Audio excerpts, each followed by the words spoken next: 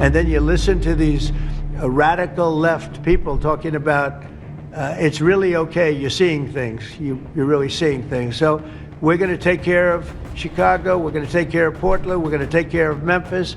We're proud of D.C. There's nothing to take care of anymore, but we're not going to let it ever go bad. It's never going to happen again, our nation's capital.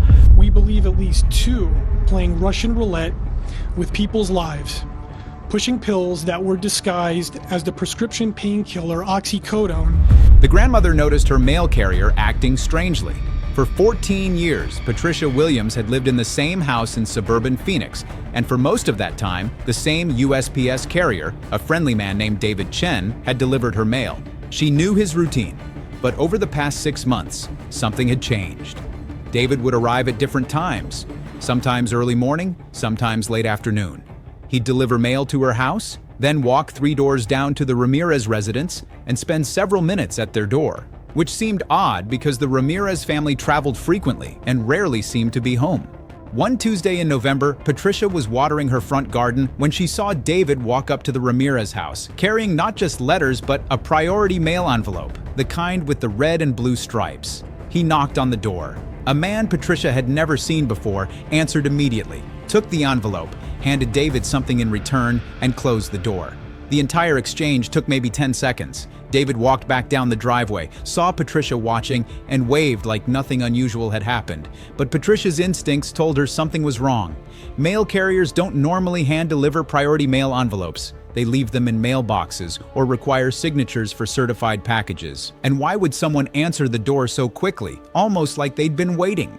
Patricia called the USPS customer service line to report what seemed like odd delivery behavior. The representative thanked her and said they'd look into it. Patricia assumed that would be the end of it. But her call was routed to the U.S. Postal Inspection Service, the federal law enforcement division responsible for investigating crimes involving the mail. And what that simple phone call from a concerned grandmother would trigger was the largest investigation into corruption within the United States Postal Service in American history. Within 8 months, federal agents would simultaneously raid 340 post offices across 38 states, and what they'd discover would shock the nation.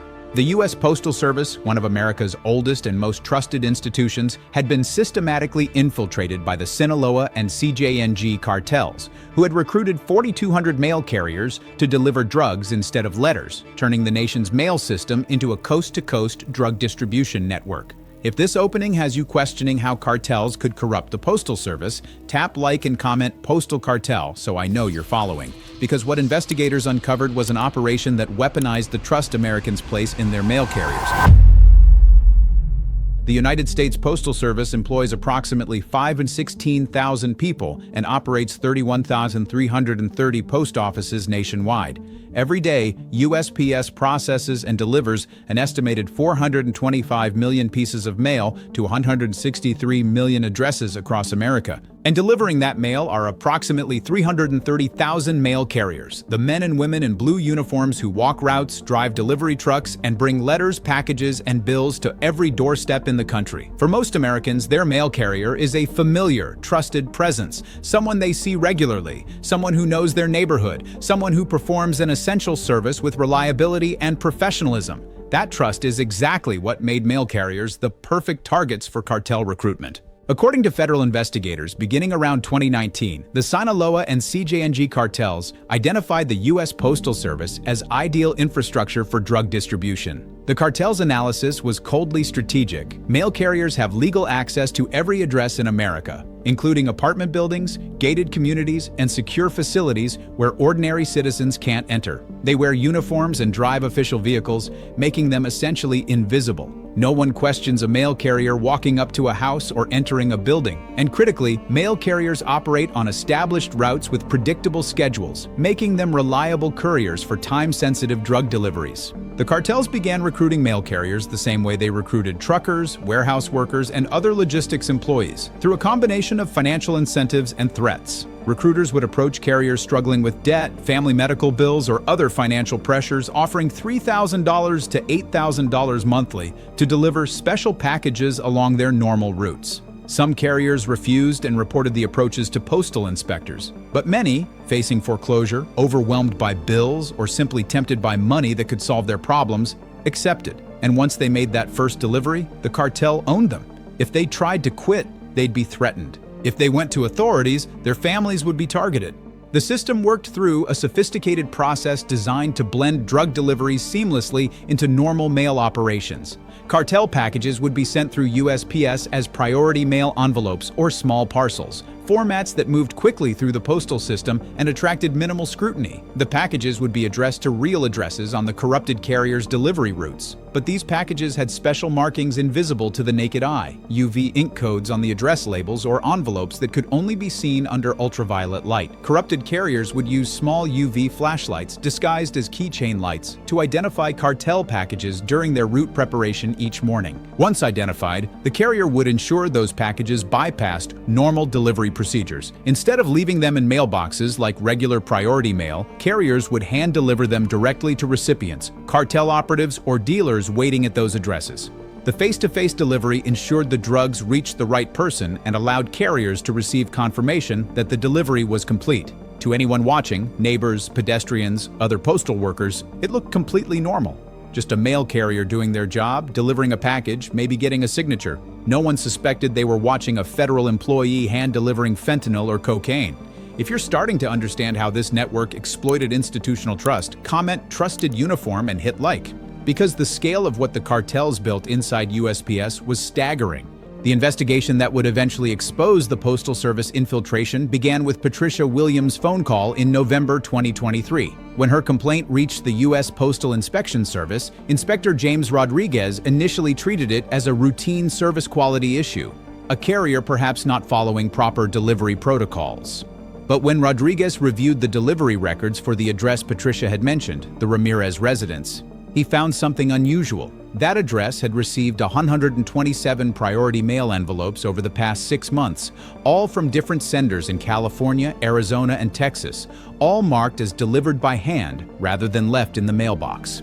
127 priority mail deliveries to a single residence in 6 months was statistically abnormal.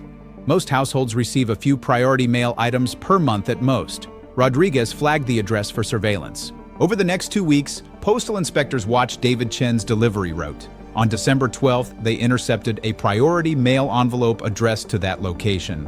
X-ray screening showed dense material inconsistent with paper documents. When opened under warrant authority, the envelope contained 500 grams of fentanyl vacuum-sealed in plastic. That discovery transformed the investigation from a service complaint into a major drug trafficking case. Postal inspectors contacted the FBI and DEA, and a joint task force was formed, Operation Special Delivery.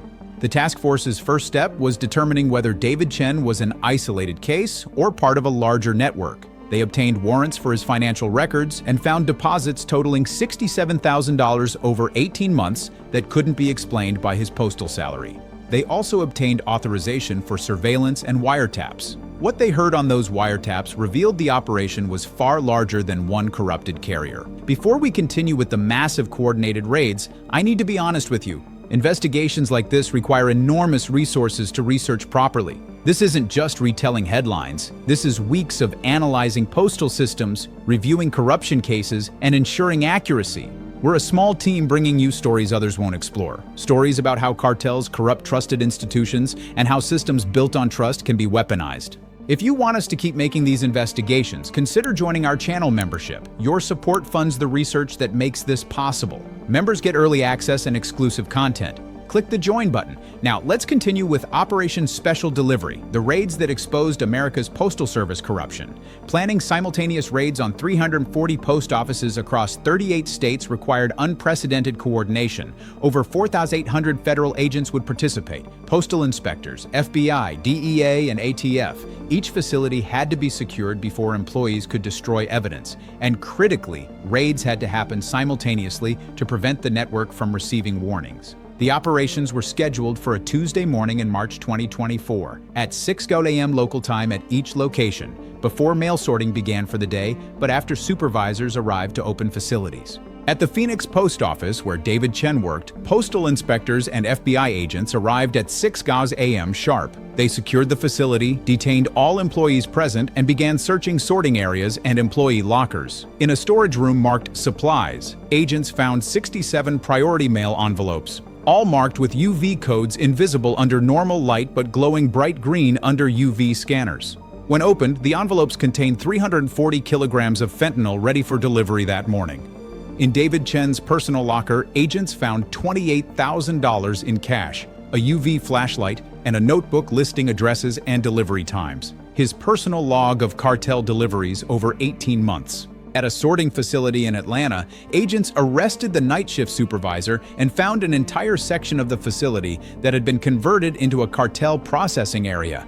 Packages arriving with UV codes were diverted to this section, where corrupted employees would verify contents, repackage if necessary, and route them to specific carriers.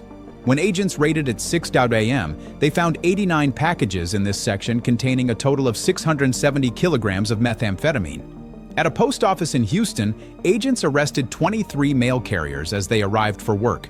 Searches of their delivery vehicles found drugs already loaded for that day's routes: fentanyl hidden in mailbags, cocaine taped under driver's seats, methamphetamine concealed in equipment compartments. Similar operations unfolded at all 340 facilities. By midday, the task force had arrested 4,200 mail carriers, 340 supervisors and sorting facility employees, and 67 cartel coordinators who'd been managing the recruitment and operations. The evidence seized was overwhelming. Agents confiscated 7 tons of fentanyl, 5 tons of methamphetamine, and 3 tons of cocaine from postal facilities, some already in packages ready for delivery, some stored in hidden areas waiting to be distributed. They seized computers containing databases of corrupted employees, delivery schedules, and payment records showing the cartels had paid approximately $890 million to postal workers over 5 years. And they found evidence of the invisible UV marking system, special inks, printers capable of applying UV codes, and scanners distributed to carriers.